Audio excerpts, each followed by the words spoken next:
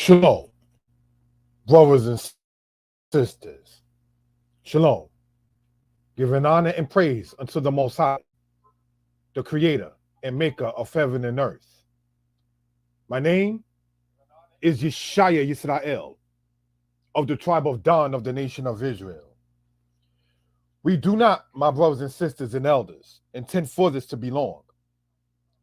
But nonetheless, we want to do a Hebrew lesson for those who are interested.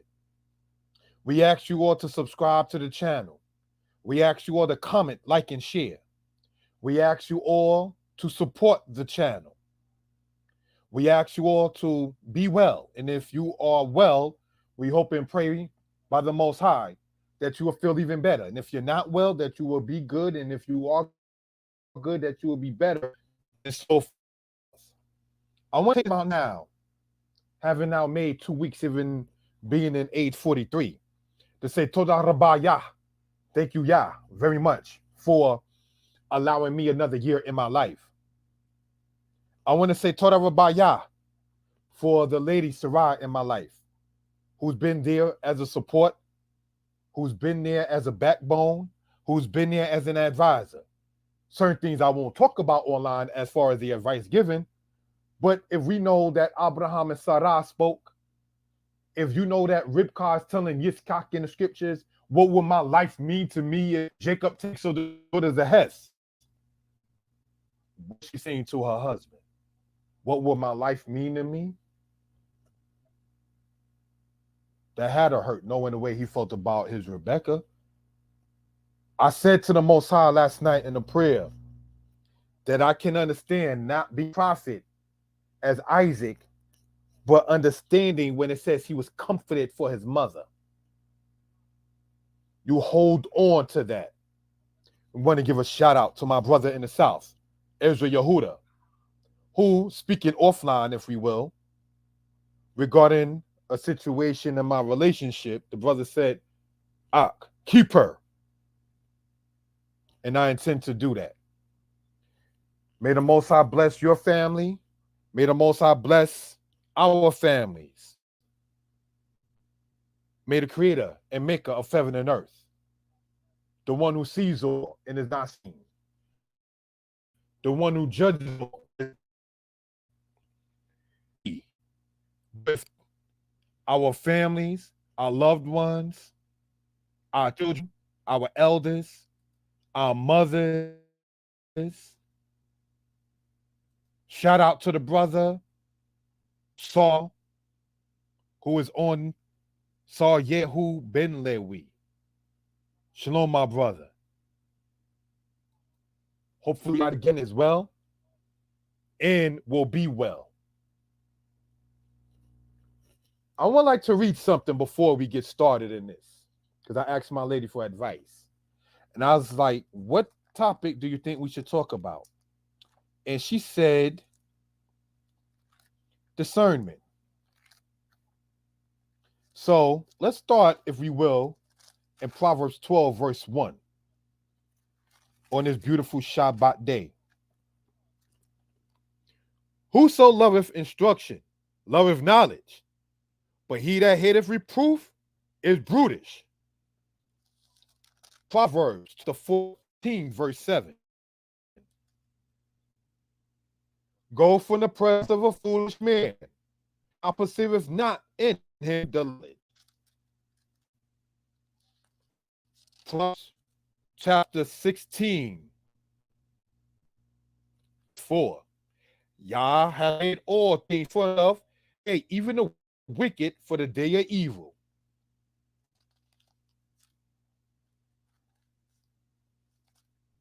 Proverbs chapter 10, verse 29. And it says, the way of is right, but destruction shall be to the workers of iniquity. The way of the Most High is a stronghold to the upright. The same way of the Most High is destruction to the workers of iniquity. The Most High, Yah Echad, Yah is one. You got to know where I'm on way to heaven and earth. So we want to respectfully take advantage of these times of the Shabbat. The time when Yahweh said, Mikra Kodesh, a holy calling. Mikra from Quara, for those into the language. Kodash, which means sanctified.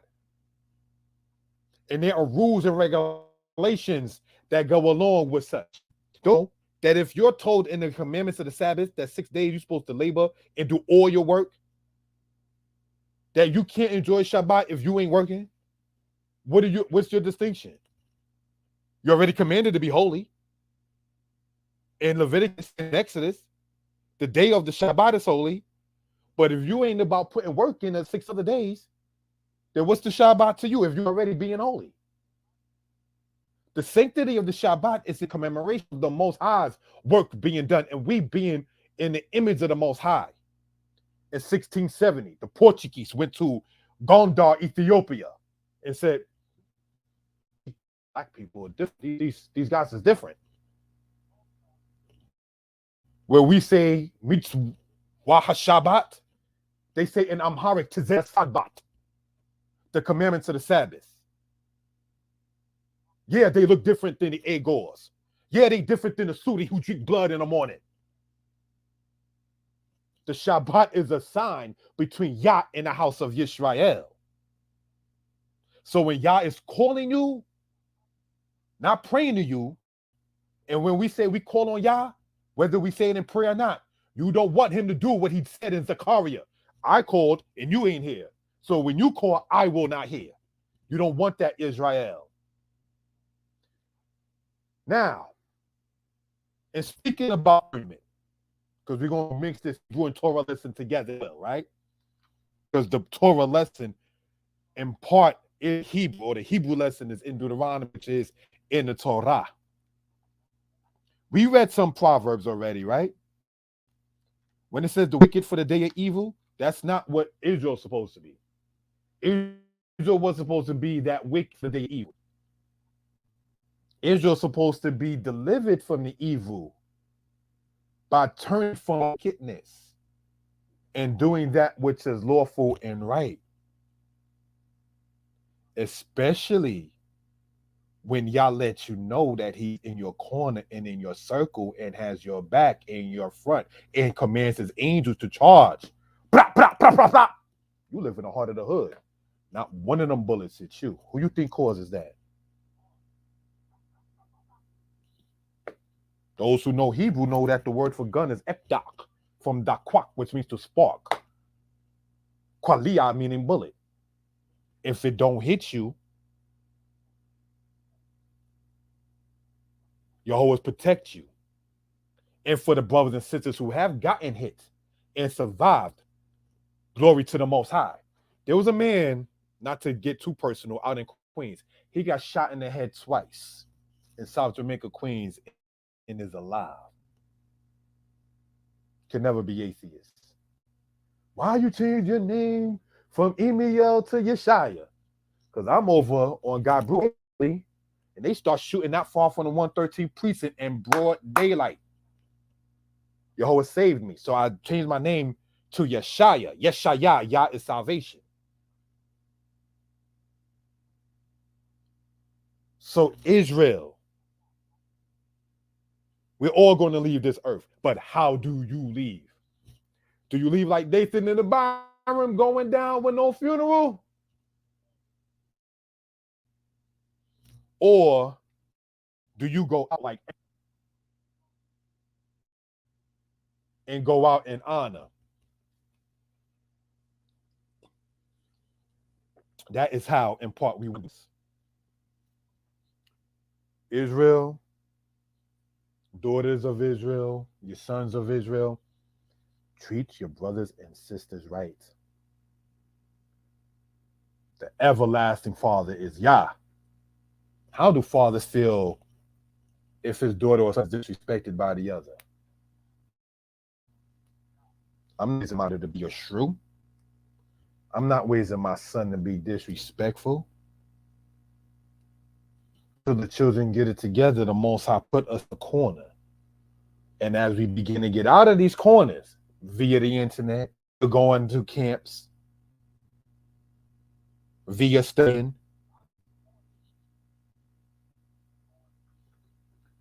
Treat your brothers and sisters right for our parents spanks.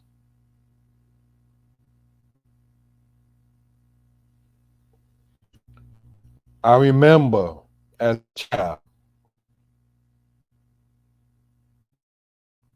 probably now, and I'm not even talking about my biological family. It was inside of a camp. Problem with my son. Y'all got a problem? Son, come here. Little English name. I'm gonna just say it at that. I ain't get my Hebrew name. So I was that's how I know. What's your problem, man? In the congregation looking. Ooh, ooh. Mother tells girl, better shut up. Stop that ooh and instigating. That girl is now a grown woman in Israel from your own. No need to mention everybody's name more like the ooh. You understand? You got a problem with my son? You got a problem with this young brother, son? No. Y'all got it. Because you was just up there talking and thought somebody here around the corner. Now, say what you said to my son. And you say, my son, to what you said to this young brother of yours here. We're like the same age.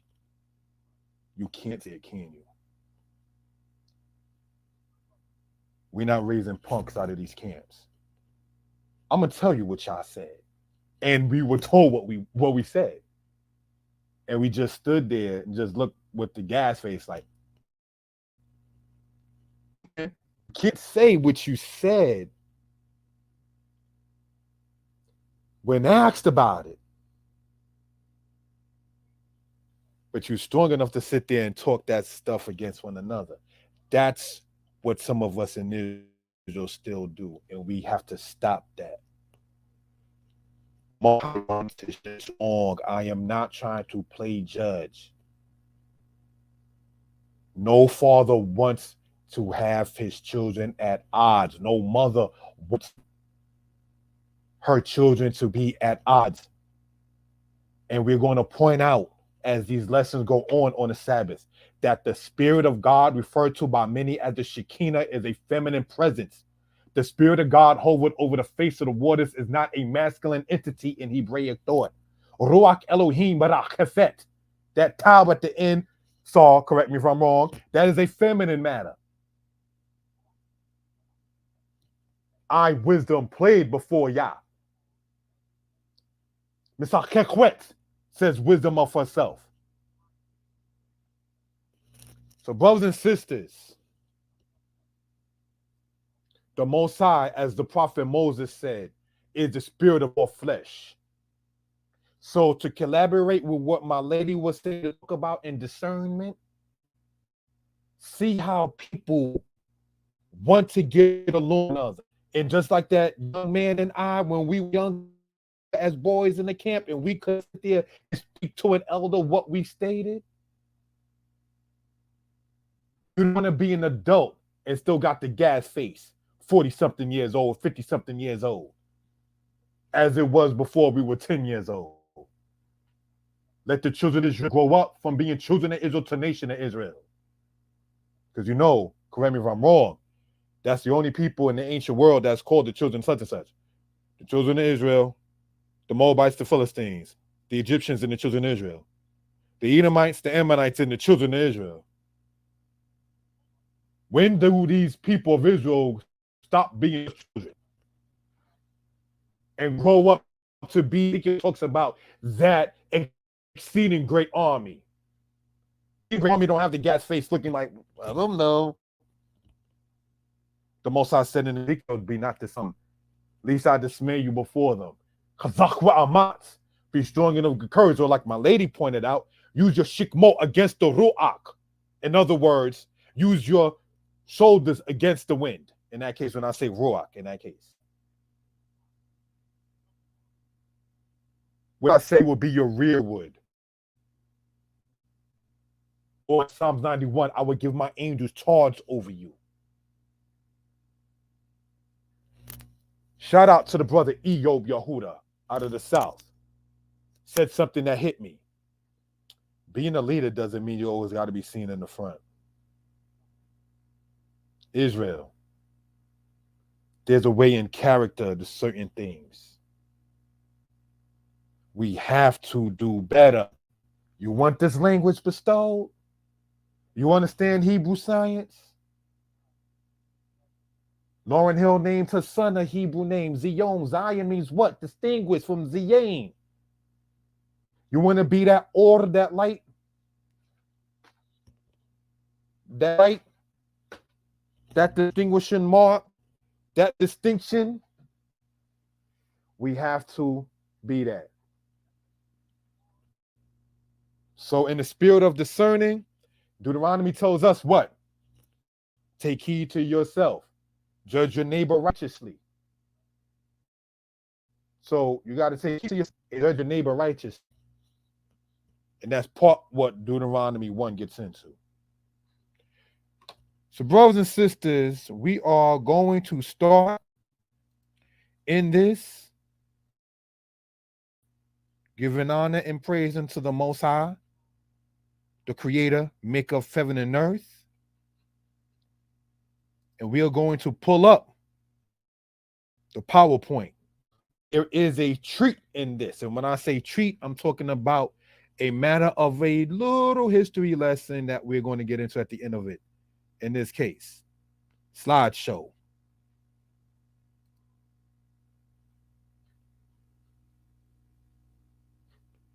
From current slide, well, from the beginning, in this case, don't matter in either way. Giving honor and praise unto Yah, the Creator, maker of heaven and earth, the one who sees all and is not seen, the one who judges all and is not judged. If I can be heard and if you in good spirits, press the number 4, please. If I can be heard and if you're in good spirits, please press the number 4. Thank you, Saul Yehu Ben Lewi. Thank you, my love, Sarai. Shalom, giving honor to the Most High. This presentation is dedicated to help set Hebraic understanding of the scriptures to us. Biblical Hebrew, being the oldest Hebrew, we know, we should use it as a guide. This is presented to you all from Danite Publications. Please subscribe to the channel.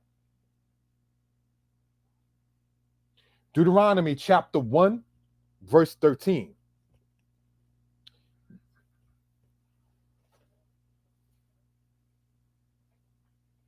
Get you from each one of your tribes wise men and understanding and full of knowledge, and I will make them heads over you.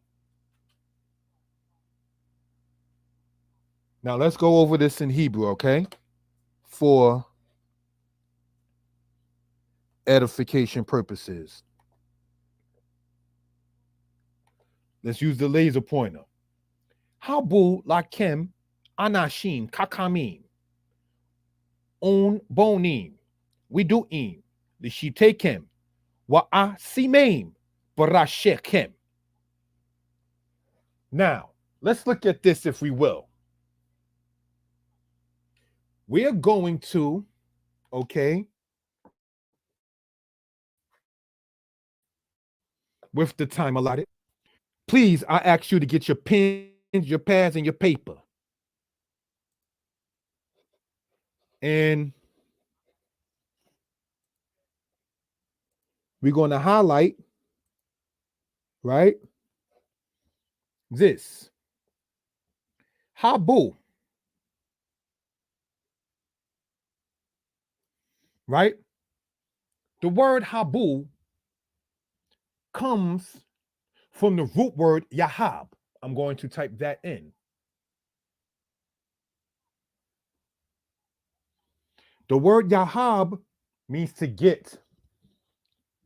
In so many words, you might want to say get it together, as the saying may go.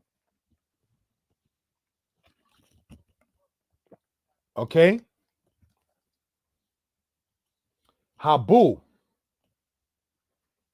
like him, for you all. let us color code this different with this blue. You might have heard people say the term Shalom Lakim. Well, here is Lakim. Lakim means you all. If there's any questions or comments, please feel free to type it in. Habu Lakim, Anashim, Kakamim. Now let's look at this, and we're going to show with the black. No, with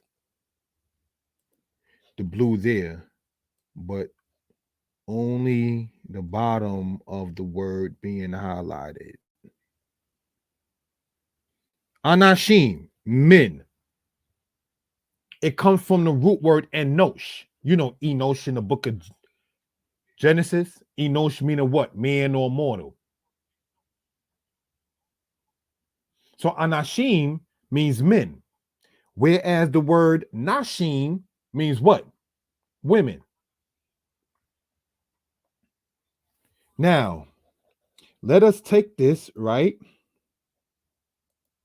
Erase all of that. Go back with the highlighter, if we will. Kakamim.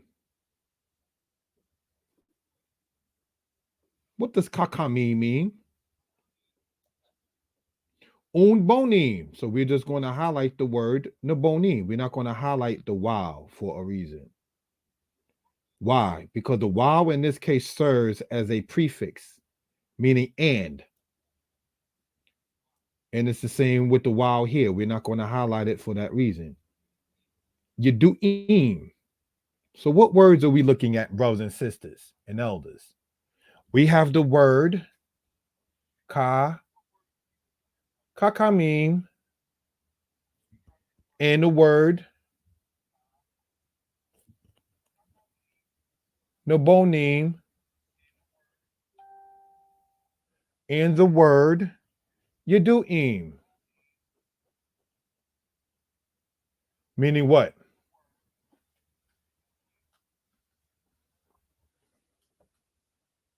Right? So let's look at these words here. Hakamim from kakma, wisdom. Kakam meaning to be wise. Nabonim.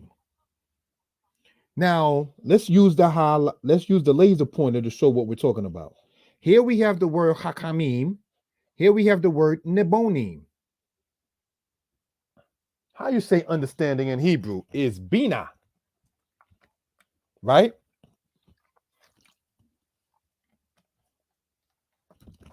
Nebuna or nebona means understanding as well.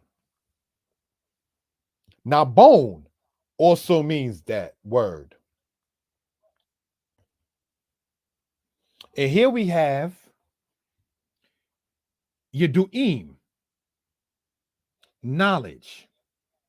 The word yada means to know. Da'at means knowledge. So let's look at this, brothers and sisters. Da'at is knowledge, right? So if we're looking at that, these words that you see currently highlighted are adjectives. They are descriptive. Wise, understanding, and knowledge. Wisdom, understanding, and knowledge. Let's go back to what we read earlier to see how this connects. Proverbs chapter 14, verse 7. And it says the following. Proverbs 14, verse 7. Go from the presence of a foolish man, when thou perceivest not in him the lips of knowledge. We read earlier too that the wise in heart will lay up knowledge. So there's nothing wrong with being knowledgeable of something.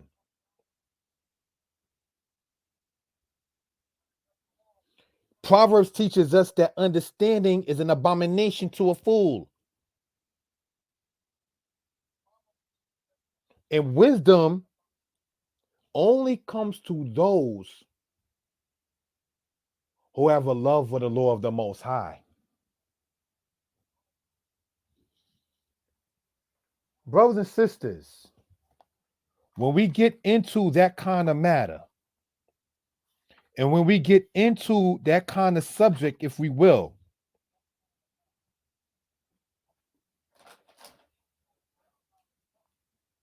we want to read, if we will, real quick out of the book of the Apocrypha.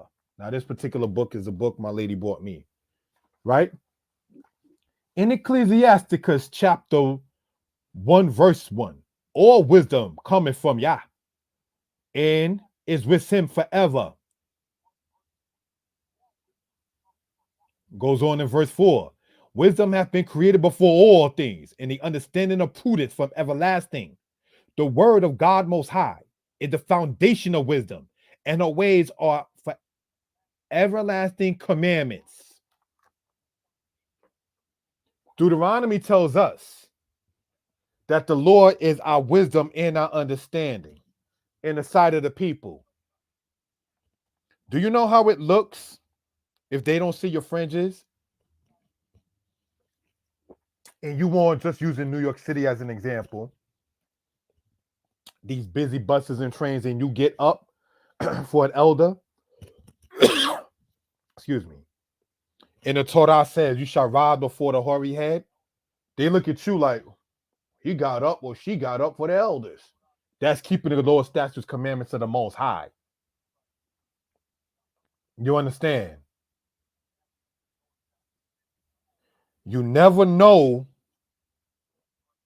what order, which means light, you can be to somebody.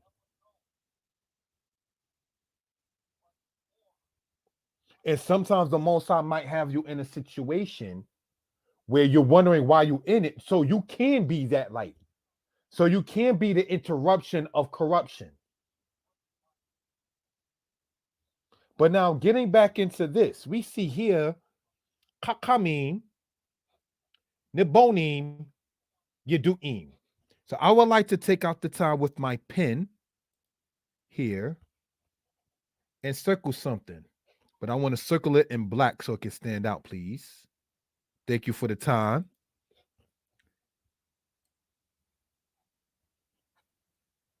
Anashim. Let me just erase all of that and then do this over. All right, I want to circle. Sorry about that. Anashim. Kakamim. Okay, this ain't working. I'm gonna just have to highlight what I'm trying to talk about because that pen ain't doing me justice. All righty. So let's look at this. Anashim, you got the Shim, or as some would say when parsing the Kirik Yod Mem. You got the Kakamim, you got the Im, Nebonim, you got the Kirik Yod Mem or the Im sound, and you do Im. You again have this Im sound at the end. Why does that become important in Hebrew? Because the adjective has to agree with the noun. The noun in here, brothers and sisters, all right, is this word here. Is the word Anashim. Anashim means men. We see the word men here. Wise men, understanding, knowledge, or knowledgeable, meaning full of knowledge, meaning knowledgeable, right? But what do we see with the highlighted in this part here in the yellow is this word Anashim, which is the noun, circled there in the Hebrew side, right?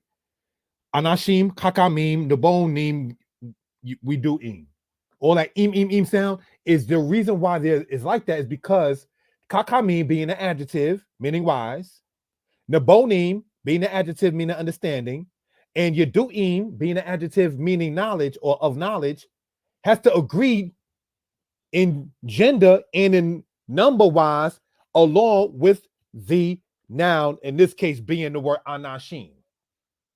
So I had to say ish, which is the singular of anashim, you would see it as ish kakam, un, bone, u, pardon me, ish kakam, a wise man, ish nabon, a man of understanding, we dua, a man of knowledge.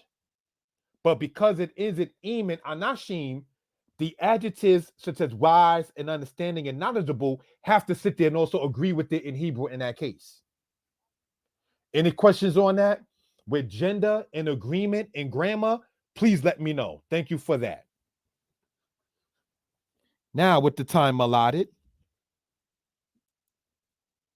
let's look at this. We're going to erase this part here, right?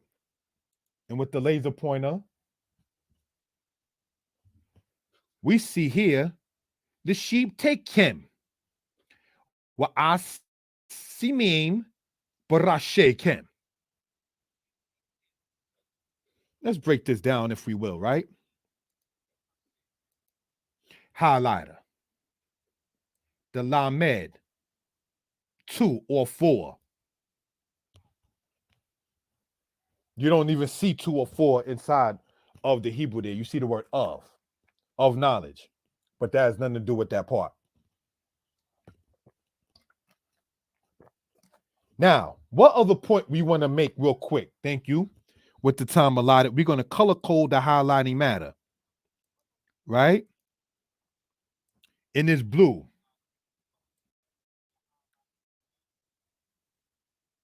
Shebet. Sheep-te. You see that sheen, that bet, and that tet? That means branch or tribe. That's why you see in that particular case,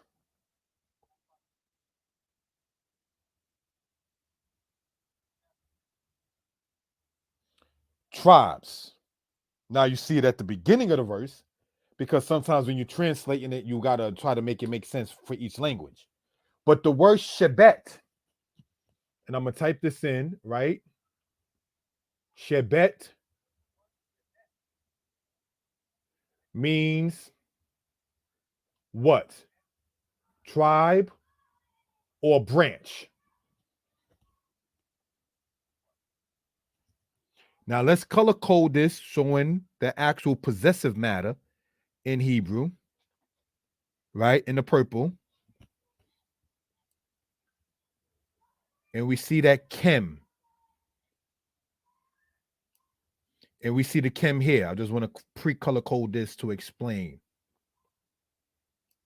Right? Now, brothers and sisters, any questions on this? Please let it be known with the time allotted. The sheep take Kem. That lamed that you see there in the yellow or the mustard yellow means 2 or 4. Shebet, tribe. Sheep te, tribes of. Sheep te Kem, the tribes of you all. Ma shalom ka, how is your peace? Ma shalom kem, how is you all's peace? The peace of more than just one person. So when we start in the beginning of it, on the top, going from right to left, it says Habu. Moses is speaking in the plural matter in this case. That's why you see Kem there. Now, last word there. There's a reason why we're going to skip one at the moment. Barashe Kem. Right? Erase that. Rashe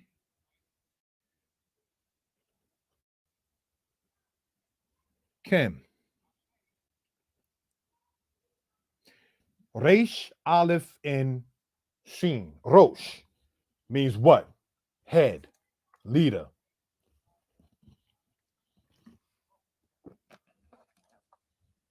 Moses is talking about giving what today can be called a promotion. Get it together, your wise men, your men of knowledge, your men of understanding, and I will make dumb heads over you. order and structure, rank and file, captains of thousands, captains of hundreds, captains of 50s, and captains of tens. The kind of thing that David had as structure. And then later on, Solomon had as structure. Sometimes parents do it in their house when they're out. The oldest child is the one that everyone has to answer to. In the case with Aaron and the golden calf, Moses went straight to Aaron. You are the head in this case. I think it's in the book of Zechariah, if I remember right. Smite the shepherd in the sheep will scatter. So now with Cortel Pro, not getting sidetracked, take away their leadership, take away their leadership. And Malcolm X pointed this out. My grandmother knew Lena Horne, may they both rest in peace, and this is no disrespect. Malcolm X made the salient point. Lena Horne is not a leader. Charles Barkley said himself, he's not a leader. They are entertainers. You understand? David was a leader. Asaph was a singer. He's the head of the singers. Sadly, they who entertain have become emplacement of the leadership, which is a hat that not everybody should have to carry. You understand? There is a role in rank and file, and I'm not saying I'm a leader, nor am I saying a matter of definitely ain't a singer. But looking upon it in that particular case, there's order, say, and structure, and so forth and so on. So, brothers and sisters, Moses is not looking for the singer to be the leader of the people. David, he had more hats than the average man by default. He knew how to sing, he knew how to dance, he knew how to lead, and he knew when to admit, Katati, I have sinned. When somebody brings it to you, you a leader, the best thing to do is just say, Shigagati, my mistake, my bad, Katati. Not, I wrote these books. That can't answer for that. You understand? So, he couldn't say, I wrote Psalms and so forth and so on. When you understand that kind of matter in that position, and being able to say, my bad, whatever your bad is, it ain't got to be, heaven forbid, for the world to see. You do better. Because whom Yahweh loves, he reproveth. If you don't, you just get caught out there. Whatever out there is. My mother told me about people who lost their pensions for stealing pencils. If you know the law of Yah, thou shalt not steal, you ain't got to worry about that.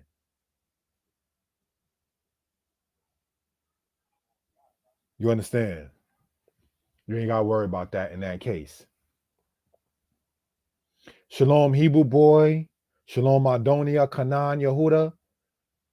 And shalom to everybody else in the chat. David was a man after the Most High's own heart. Being able to see my fault, people respect you more. I remember one time I did a class and I made a mistake in the Hebrew matter. And I said, I got to correct that. When you can do that, it leads to your character being shown. Because nobody's perfect. There's no man that doeth good and sins not, said Solomon.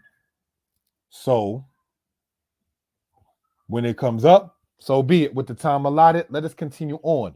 But there's a reason why I skipped one word so we can sit there and expound upon it much more deeper as we go along. All right, looking upon this, and as we close out, we got the laser pointer, Habul Lakem, Anashim Kakamim, Un Bonim, we do im. So let us, brothers and sisters, in this case, get into this particular matter here. There's a reason why I did it as such. Un Bonim. We do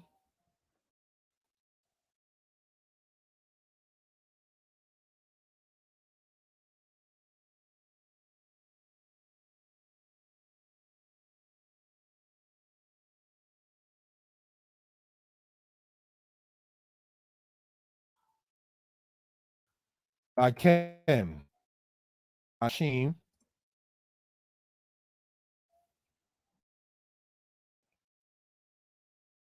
Anashim Kakamim. Now we went over the matter of why we see the and the eam, and so forth, is so that way its adjectives can agree with the noun. That's the grammar aspect we want to point out in the Hebrew. Ish is man, Anashim is men. Ish Kakam, a wise man. Anashim Kakamim, wise men. All right. So we just want to point that out. If there's any questions, please let that be known. So now let's look upon this next part here, right? And we see the sheep take him. Want to type this out as best we can in real time, as it's called. The sheep take him.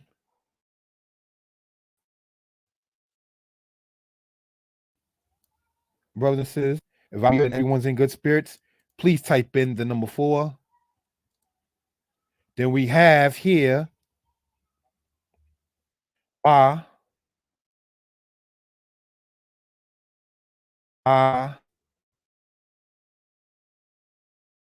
see. Thank you, my love, Sarah, for such.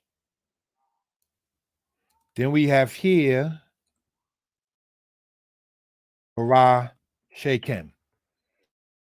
We went over, brothers and sisters, the matter of the Kim. All right. So let's go from here. It's current slide, right? And let's show with the laser pointer or the highlighter, that is.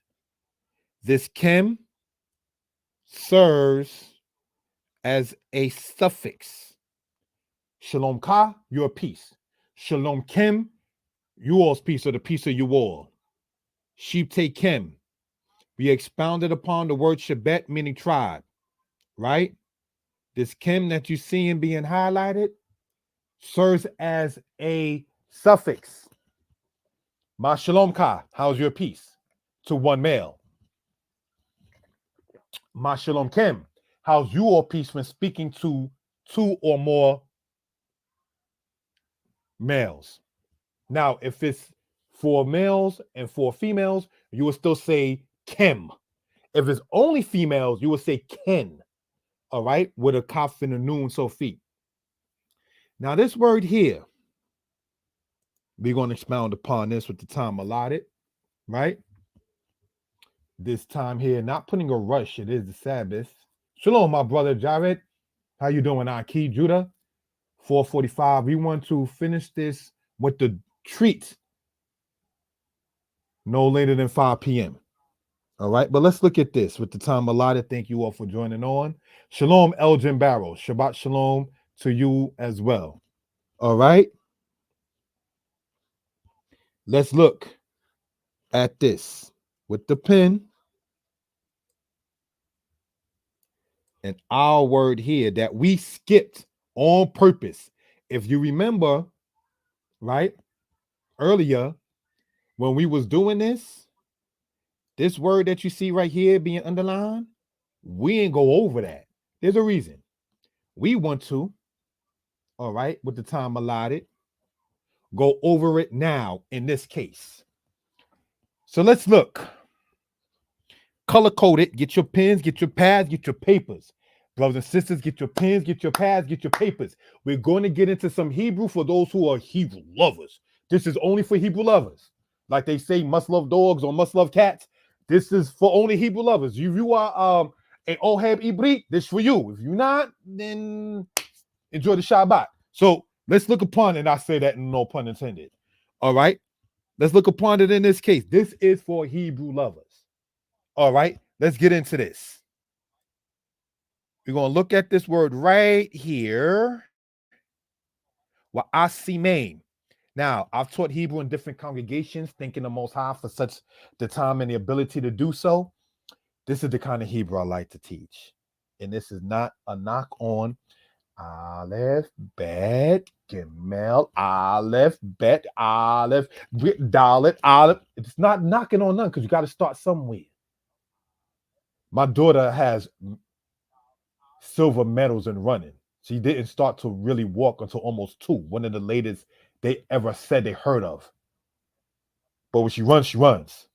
So I'm saying that just to say, got to start somewhere. And I don't mean to offend nobody, but I'll be the first brother in Israel to tell you, I think, Bikru Morkem, pick your teacher. Bokorna Morken, pick your teacher if you're speaking to females. Bokorna Morkem, pick your teacher if you're speaking to more than one female. I may not be your Hebrew teacher. Those who know that history know what it is. There was Adon Aharon, may he rest in peace, in Beni Adat. He gave me the courage. There was Moreh Tibak in Beni Adat. He gave me the knowledge of it. May he rest in peace. There was Moreh Hoshea. May he rest in peace, who taught me how to write in ancient Hebrew when I was 11. Now 43, Todayah. So everybody serves their purpose. Pick your teacher. And if you're a teacher who ain't picked, don't get upset. So now, let's look at this, brothers and sisters. In this case, Wa'ah Simain. All right, we're going to go back here with the time allotted. All right.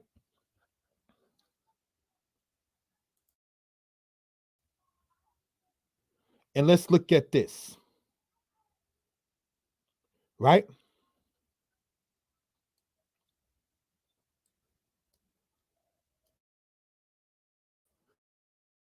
And I set it up on this.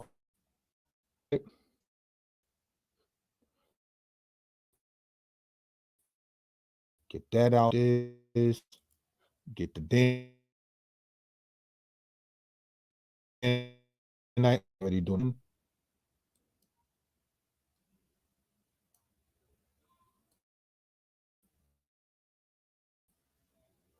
Let this time.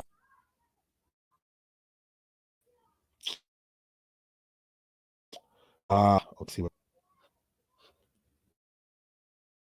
thing will base me with. We're gonna go here, new slide.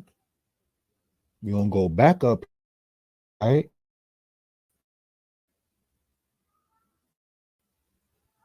I try to show as much as I can, if possible, right? Let this come through good. Expound or expand this, right? No, don't have to expand it, but let's go on. Because it might mean something in this. E.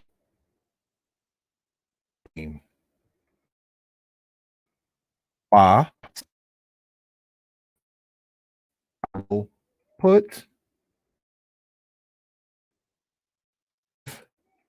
place. That's the part I like to teach upon. Let's look at this. This in Hebrew is when you make a pronoun and a verb come together. The pronouns is what? Aniyata at hu he. Anaknu atam atem hem hem. And then there's the object pronouns. Oti, otka, otak, oto, ota, otanu. Etkem, etken, otam, and otan. Now, of the object pronouns, otam and otan means them. So asimain, if we see, brothers and sisters, that the word asim means I will put. We then see asimain means I will put them. It is, brothers and sisters, right? By that case there, again, this is for Hebrew lovers. Like some people say, must love dogs, must love cats. Okay. Now let's go back here and expound upon this. And I thank you all for the time allotted. You could be anywhere. It's the Shabbat. You could be on another channel, but you're here and I appreciate it. And when it gives somebody something worth their time, if people respect your channel enough to want to watch it, share it, moderate for you, give them something worth their time. Just don't sit there and just slop something together and then there you go, because people can tell where you get that passion in it. You know, they can feed on that passionate spirit as well. All right. So let's look. We're going to go to slideshow. No, we're not going to go from the beginning. We should have went from the current slide. So let's do that. Thank you very much for the timing. If you in good spirits and if you can hear, brother, please press the number 4. All right. Well, asimim, laser pointer. Wa means and. Asim. Where do we see asim in this? Right?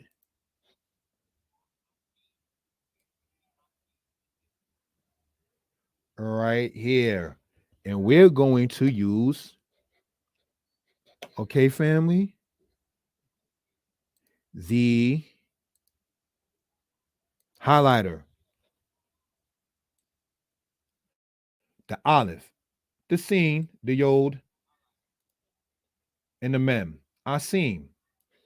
And here we're going to show, if there's any questions, please let me know. Thank you for everyone who typed in the 4. We're going to show now the main point that I'm trying to convey. This meme sound, them. So this first mem, not the mem sofit, that you see there above the zere, for those familiar with the vowels, it serves as part of the asim and mem. So this mem, okay, we want to use the pen and close out with this. Thank you again for the timing.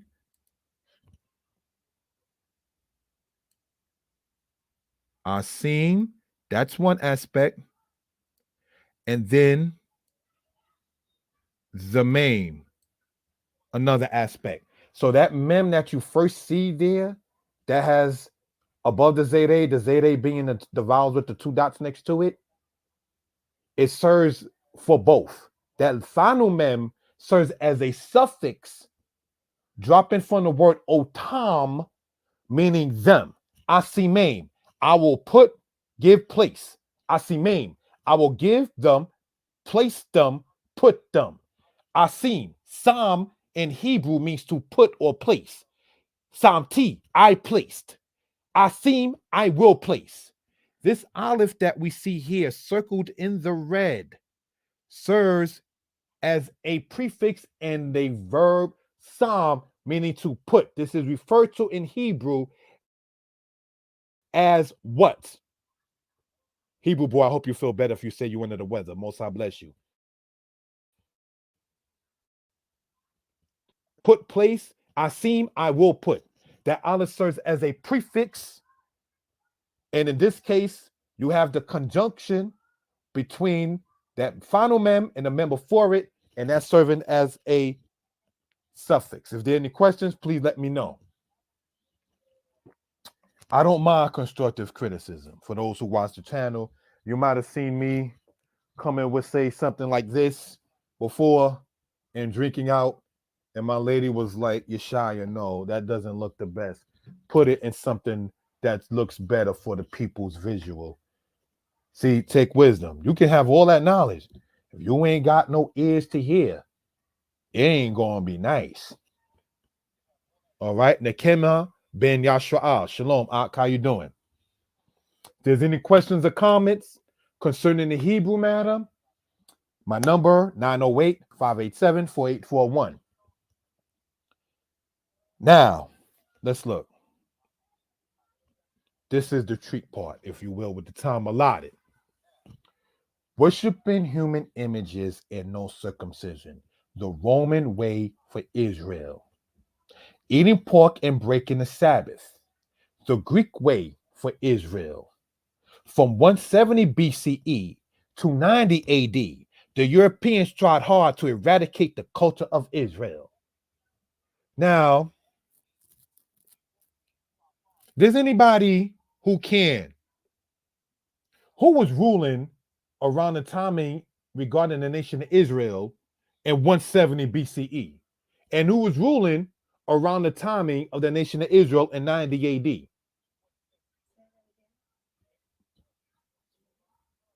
Sorry. From 170 BCE to 90 AD. the Europeans tried hard to eradicate the culture of Israel. Now, why do I point that out? Those who know about the doctrine of the Arabians, for the most part, or Ishmael, Islam, they were cahoots with the Catholic Church. For those who know that history. For those who do know, brothers and sisters,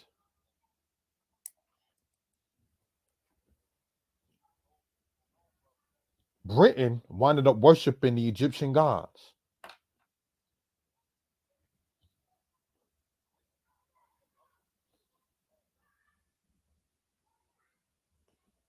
So what can we gather from this? This is something that was on my spirit, right? Worshiping human images, the Roman way of Israel with no circumcision. Leave the children uncircumcised. I have a book here called The Complete Works of Tacitus. I'm going to read a part of it when I get to it, right? And in it, he says in his histories, book 5, he says this. Father Liber, the conqueror of the East, though their institutions do not by any means harmonize with the theory, for Liber established a festive and cheerful worship, while the Jewish religion is tasteless and mean. Now, we know, say Jewish religion, you're talking about the house of Israel's way, which they just use as translation. It said when they went into the temple, Pompeii, in 63 BCE, that there were no images inside of the temple. So Tacitus later on says the culture of the Israelites is tasteless and mean. There's no flavor to it, you know. The Most High said in Exodus, you shall not make with me gods of silver and gods of gold. If you make an altar, do not lift your tool upon it because you desecrated it. The Most High doesn't need your 2 cents. The Most High wants your heart. So you don't have to sit there and make images of the Most High as gold and silver or humans and then sit there and say, oh, yeah, this is that. The Most High wants your heart. He already made humans. He already made gold. He already made silver. So you don't have to sit there and make images of gods or such and say, this is a representation of the Most High. The Most High's representation is supposed to be like me and my lady listened to a shout out to the sister Marka Norwood when she goes over Psalms chapter 51. A broken and contrite heart is the sacrifice to Yah. Not your silver and your gold. The Most High wants your heart, your soul, and your spirit. He wants your obedience. He already made the gold. That's not impressive to Yah. But can you work on that ruach? Can you be like the Most High said of Cain? Sin crouches at the door until you is the desire, but you can rule over it. And we know Solomon said, he who rules over his spirit is what? Greater than he who conquers the city. And when you conquer city, you get it silver and gold. So that don't impress Yah. When me and my lady was in Costa Rica, I finally saw what Psalm 50 is talking about in part. The cattle on 1,000 hills is mine. I'm from Flatbush, Brooklyn, Nostrand Avenue. I was born in the Bronx. I lived by South Jamaica, Queens. I didn't know nothing about no cattle on 1,000 hills. I go to Seatown and Associated and Warbounds and Western Beef. We don't go to the mountains to get stuff like that. But when I was in Costa Rica, I saw the cattle on 1,000 hills. I was like, oh, that's what Psalms is talking about. You understand? So I'm saying that to say this. Eating pork and breaking the Sabbath, the Greek way of Israel. We already read Tacitus, right? We're going to read out of here. Hebrew lesson is done for the moment. Thank you for the people who joined on. We're going to read in 1 Maccabees, if we will, chapter 1, verse 41. And it says this. Moreover, King Antiochus. Now, King Antiochus is the guy that was ruling in 170 BCE. Woe to his whole kingdom, that all should be one people, and everyone should leave his laws. So all the heathen agreed according to the commandment of the king. Yea, many also of the Israelites consented to his religion and sacrificed it to idols and profaned the Sabbath. Why do they want to get Israel profane the Shabbat? Why do unions pay you more in certain cases when you work on Shabbat? Why do they sometimes want to give you nighttime differential once it comes down to working upon that particular case? Why do the movies come out? Why do they have sales that come out usually say around on the Shabbat? You understand? Thank you, my lady Sarai. You were right in that particular case. Yes, thank you for that. So looking upon it and what the sister wrote, when you get into this here, sacrifice to idols and profane the Shabbat. What are they trying to get the people to do to break the Shabbat? One of the things that the European Jews said concerning the Beit Yisrael is many of them used to wash before the sun set on Fridays, but then that changed. What, you want Israel to not keep the customs of what they were doing on Shabbat? You happy about that? Come on now. It goes on to say this.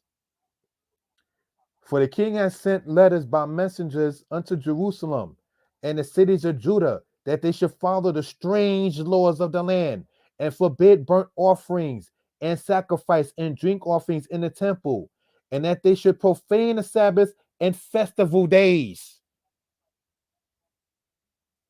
They talk about this 2 times, profaning the Shabbat and the festival days.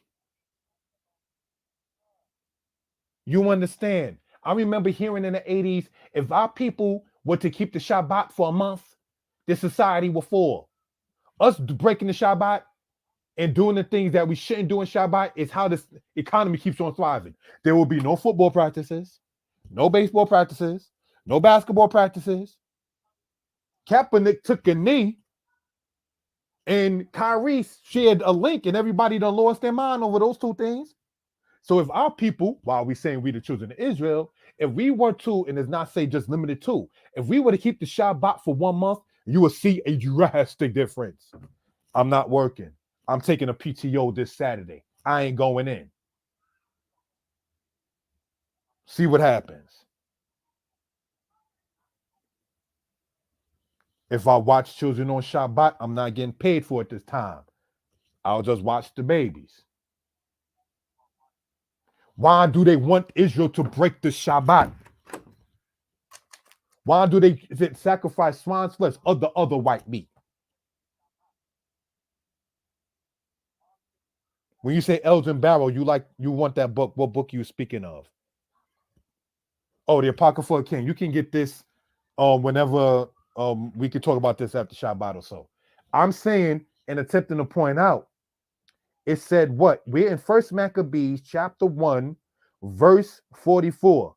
For the king has sent letters by messengers unto Jerusalem and the cities of Judah, that they should follow the strange laws of the land. Why do you Greeks, Europeans, and it's not to knock on Japhet as a whole, just these Greeks and Romans, why do you want Israel to profane their own way of life? It's 1 day a week. Come on now.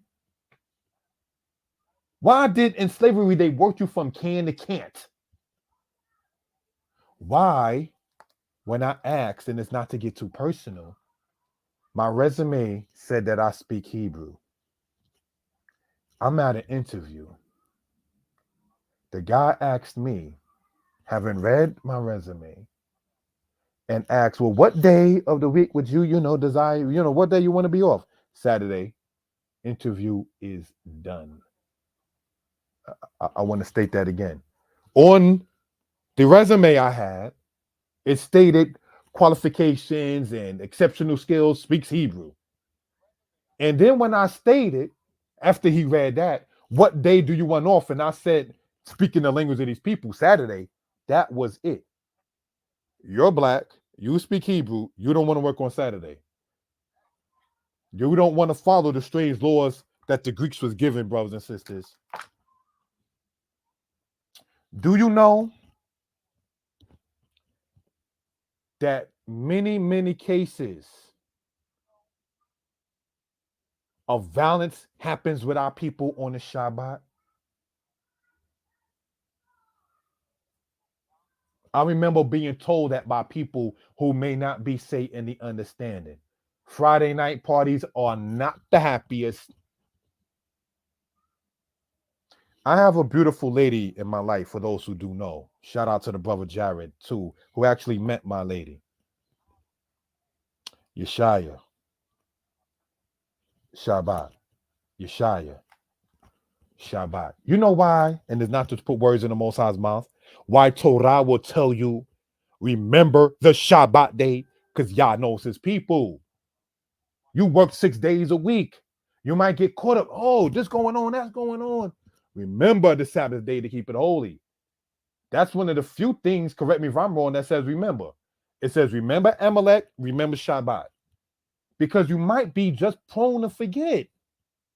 And what does Shabbat teach us? While we go over Hebrew, the word Shabbat means to discontinue. So basketball lovers, all right? If you are dribbling the ball and then you stop and then you dribble the ball again, that's called discontinue. That's called dis and basketball. That's what Shabbat is. It's to discontinue you from X, Y, and Z stuff. To get your ruach back up in effect. You understand? So they have to have a crafty counsel. Pork, the other white meat. Pork is high in cholesterol. The last thing we need with some of our grandparents is high cholesterol. It runs in the family because you eat the same thing that grandma ate. And my grandmother ate pork to the last week of her life. Told my mother after my Ima came in understanding of Israel, you ain't eating a pork, there's more pork around. Don't you give your grandchildren that ham. You can stay in the house. You got your part of the refrigerator. I ain't gonna put you out, ma. But you ain't giving my son and daughter that. No problem, baby. It's more for me.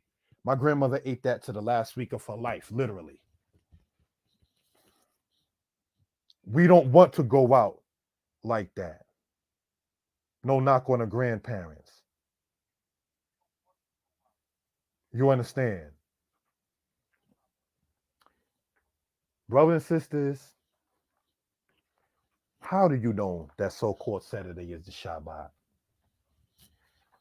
You go into a book by Mercer, Extra Sources for Hebrew and Jewish History. They said we attacked them on the day of Saturn because the Jews don't fight, for it is their Sabbath. The day of what the Romans called Saturn is today, prior to and inclusive of the Pope Gregory XIII's calendar, as so-called Saturday. How do you know that the Sabbath does not jump from Sunday and then the next week is Monday, or the next week or the next month is so-called Tuesday? It's because of the Hebrew. It says, Zakor et Yom HaShabbat Lakwacho. Sheshet Yamim. Stop right there. Sheshet Yamim. 6 days.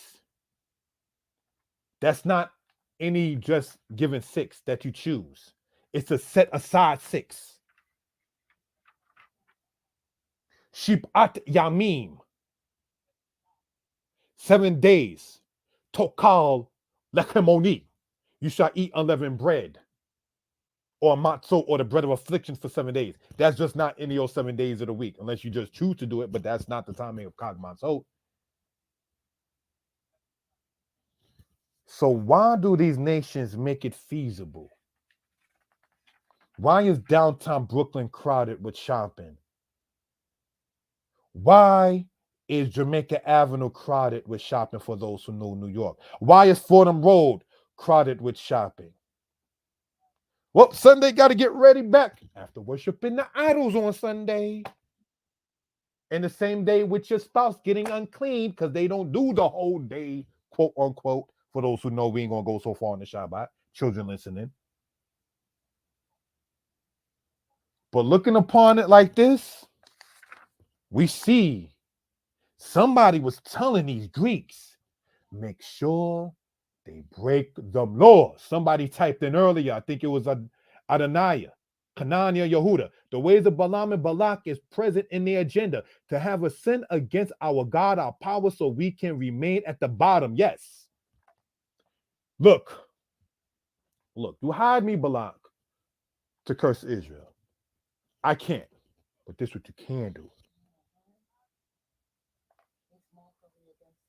You got to make these people go against their God. I can't curse whom Yod-Heh-Wah-Heh has blessed, Balak. I can't. You can fill my house with silver and gold, said Balaam, but I can't go against the word of Yah. So he being a witch, a Mikashef in Hebrew, a witch, he still got to answer to Elohim in order for it to work. But Balak, I'm going to tell you, you really want to get these people, man?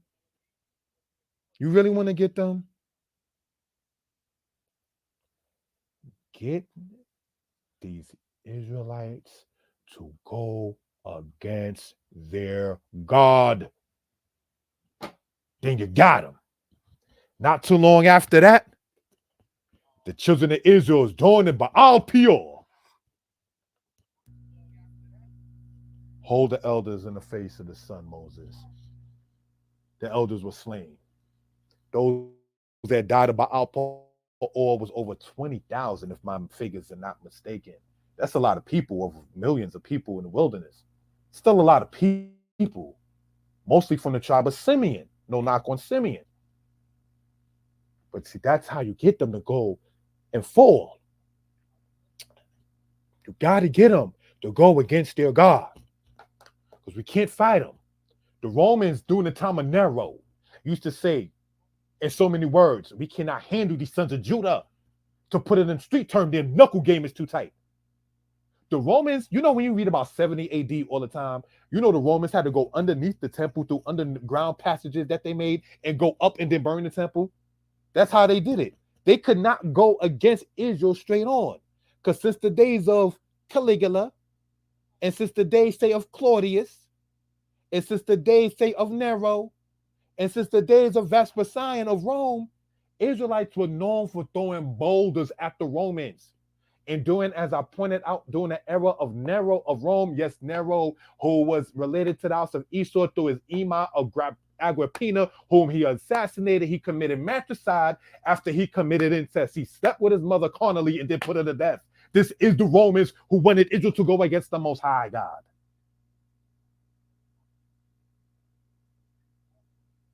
So now, brothers and sisters, looking upon it in this particular case. Oh, by the way, he committed suicide after that.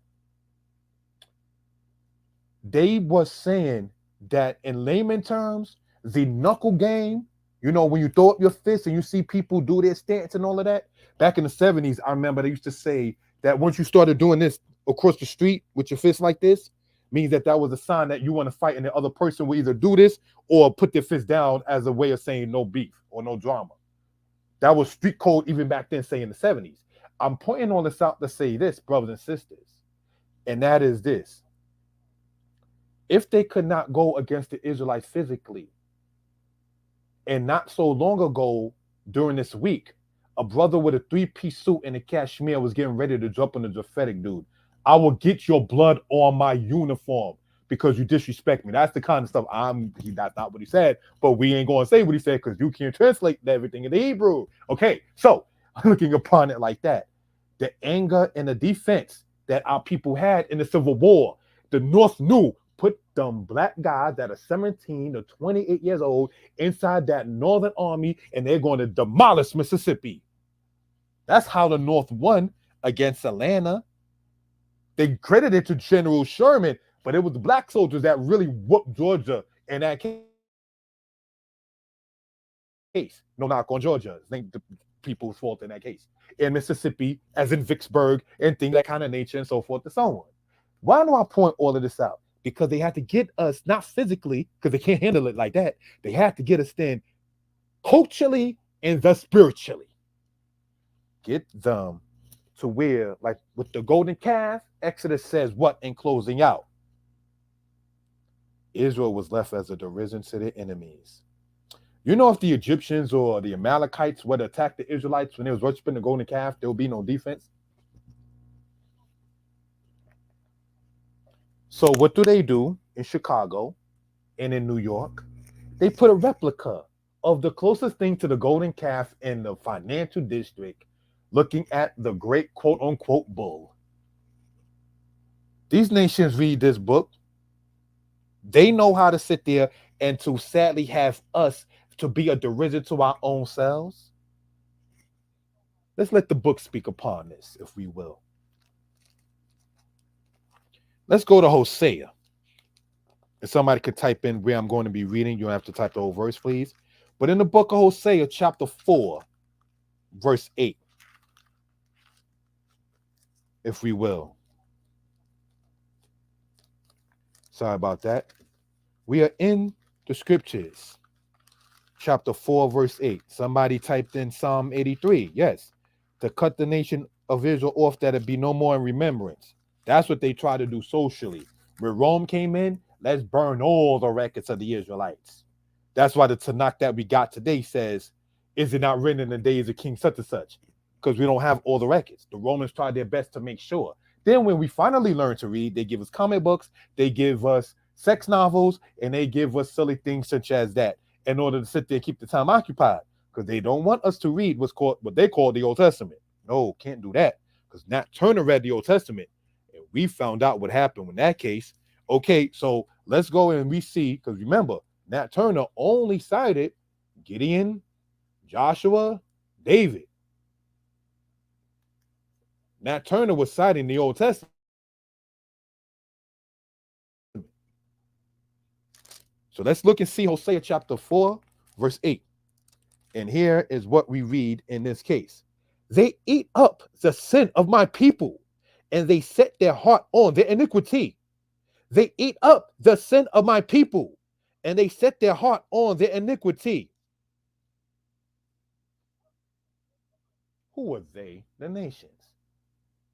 They eat, they feed on our sin, and they set their heart, the nation's heart, on our people going against the Most High. Why you think something like Hebrew, that's not even a requirement in Torah to know?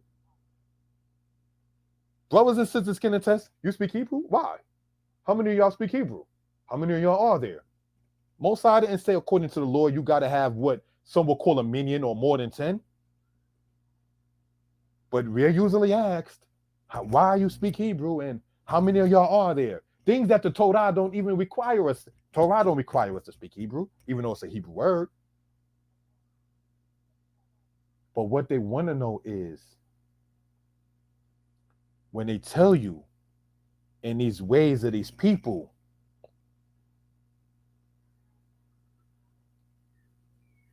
I remember one time,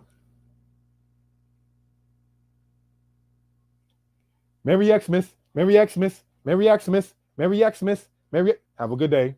Have a good day. Have a good day. Have a good day. Have a good weekend. Merry Xmas. Merry Xmas. See, I'm at the front desk. So, Merry Xmas. Have a good day. All right. It's nice seeing you too. All right. You have a great weekend. Merry Xmas. Merry Xmas. I'm not saying Merry Xmas back. Why? Because the Most High said, be not dismayed at the signs of heaven, for the nations are dismayed at them, O Yisrael. When they worship in the winter solstice, is when they doing what they call their Xmas celebration. Isn't it peculiar in Jeremiah 10? Be not dismayed at the signs of heaven, for it is but a tree which they cut out the forest, and they deck it with nails and hammers, and they deck it with nails and hammers. No, they deck it with silver and gold, and fasten it with nails and hammers, that it move not. That's the Xmas thing in Jeremiah 10, as it's talked about. So when they keep on telling our people, Merry Xmas, Merry Christmas, Merry Christmas, Merry Christmas, only thing I can say as a human is have a good day. Have a good night. Have a good day. Have a good night. I'm going to get you. Say that. You're not getting me to say it. First off, they even now just say quote unquote happy holidays because people celebrate different things. But if I turned around and sat there and said Hanukkah Sameka or Happy Hanukkah, you're looking at me like, oh, what? What you doing knowing that? It's a holiday, is it not? Come on now. They want our people to go against the Most High's laws, from their holidays to their diet. Oh, they done made war. Why? Their pork byproducts. And I felt bad when I found out. And Skittles. I used to always sit there and go to King's Plaza and have my Skittles. Can't eat that when you find that out, baby. Got it. When you do find better, you do better. Because then when you don't want to do it, then that's what Numbers 15 talks about, sitting with a high hand. You understand? May the Most High forgive us who eat unclean or ate unclean unknowingly. When we washed up with soap or used things that have pork byproducts. Because remember, they whole crafty converse. Somebody typed in Adonaiah, Kanania, Yehuda, typed in holy crafty converse. Okay, if you're going to be a vegan, we're going to put this under a whole other name inside the soap, and you still going to sit there and touch the unclean carcass of the swine. They are so slick. You want your Dunkin' Donuts? You want your donuts? This is around Valentine's Day, quote unquote. Let's make it into the shape of a heart. Slick counsel to get Israel to go against the Most High. Man, you work a double on Sunday? I'll never see you Saturday. I remember, no disrespect intended, Israelite women telling me, my lady, and even growing up, you ain't never seen me late there on Friday. I'm leaving. Matter of fact, I take off on Fridays. I'll come in on Sundays. Sometimes they don't go in on Sunday coming from the camp at 11 p.m. with their kids, but we ain't going to talk about that. So you wind up working a 4-day week and still saying glory to the Most High that all your bills and so forth was paid. I remember those kind of things growing up in the house of Israel. So in closing this out, giving honor and praise unto Yah, creator, maker, heaven and earth. When we find out better, we do better. So these nations, in closing this portion out, held crafty counsel to get the name of Israel off from remembrance. And remember, like Balak was told about Balaam, listen, I can't curse them. They got to curse themselves. These people so strong, they their own worst enemy. There's nobody else who can sit there and conquer them. They got to do it to themselves. But how can it be done? Is this way. Get them to go against their Elohim.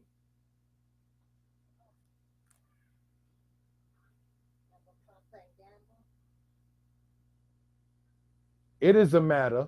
No, but you can speak, love. There's a matter. Your boy can be a girl, and your girl can be a boy. Let them be what they want to be. Whoa, that's the generation that my daughter in part is raised in. Not her situation, but generation. Let them be what they want to be. The generation I came up in, even with the pork going around in houses, it was stated what? Be all you can be. Be your best. Be a doctor. Be a lawyer. And if you're going to be a street sweeper, become the manager of it. That's the kind of stuff I remember hearing. But now they're telling boys you can be girls and girls you can be boys, which takes away from the uniqueness of being born a boy or a girl. The way the Most High has it set up, when you understand certain things, there are certain blessings to being a female, and there are certain blessings to being a male that don't share it with the opposite gender. Sons are always going to yearn to their mother. That's just what it is. Children ain't going to tell you everything. And if you get the kind of lady I have, if you have the kind of lady that Isaac and the Tanakh got, you definitely can't sit there and embrace a man like that in Ruach or otherwise, in spirit or otherwise. He can't understand a brother like a lady can, and vice versa. He can say, oh yeah, my sister this, oh yeah, my Ima that. But to cut the people off, like was stated, get them to go against their God. And not to disrespect Malcolm X, the way they do it, by any means necessary. So if it means to tell Dwayne that he can be Donna, and if you can tell Barbara that she can be Bobby, let that be the way too, because that's how those Greeks and Romans were that we reading of in these apocryphas. Goes on in closing out. And forbid burnt offerings and sacrifice and drink offerings in the temple, and that they should profane the Sabbaths and festival days, and pollute the sanctuary and holy people. Pollute the sanctuary and holy people. So why didn't they destroy the temple in 70 AD, but they got Dondara's temple still in Egypt? When the Romans and Greeks went into Egypt, why you ain't destroy those temples? Why you destroy the Hebrew temples? Why did you destroy the temple in Elephantine, Egypt, that was of the Hebrew people? Why did you not think to destroy the temples in Egypt and Khnum's palace and all of that had the idols that y'all was worshiping? But you made sure to destroy the temple that Israel had, first Solomon's and then later on with Ezra's. Why were these Persians? Don't sit there and let them build that temple. Oh, it's built. Now we got to sit there and try to find another way. Willie Lynch, because those who know the history, after Babylon, idols was not permanent in Israel. It was a lack of unity that brought the second kingdom down. The second temple era, you know why it went? It's because Israel hated Israel. They wasn't worshiping Molech and Asherah and Chemosh and Baalim and all of that during the time of the second temple era. It wasn't until these Greeks came along, maybe they was worshiping the Apollo and Athena and all these other stuff and Dionysus and all these other kind of things like that. But during that second temple era, during that Persian era, Israel's problem was getting along one with another. So Israel felt internally due to that. Again, a father wants his children to get along. Set up altars and groves and chapels of idols and sacrifice swine's flesh and unclean beasts, that they should leave their children uncircumcised and make their souls abominable with all manner of uncleanness and profanation, to the end that they might forget the law and change all the ordinances. To the end that you might forget the law. To the end that you might forget the law and change the ordinances. Israel, return back to the ways of our ancestors in righteousness, giving honor and praise unto Yah, creator, maker, heaven and earth. Shop channel. Ask you all to subscribe. Ask you all to comment, like, and share. Shout out to my lady Sarah Michaela, Yehuda, my brother Yehu Ben Lewi, and my brother. And I apologize. Yalita Moore, shout out to you as well. Miller and everybody else in the chat. We intend to do more presentations like this. Glory be to the Most High. Shalom. Y'all bless. And remember,